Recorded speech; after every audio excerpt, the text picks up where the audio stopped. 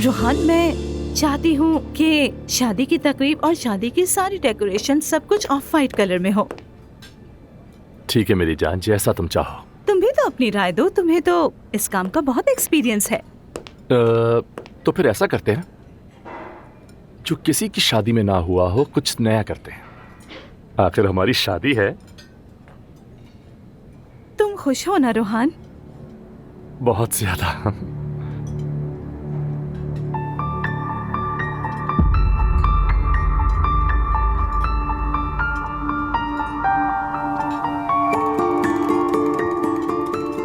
मैं जरा अपने हाथ धोकर आता हूँ। ठीक है, मैं चाय ऑर्डर कर देती हूँ। ठीक है।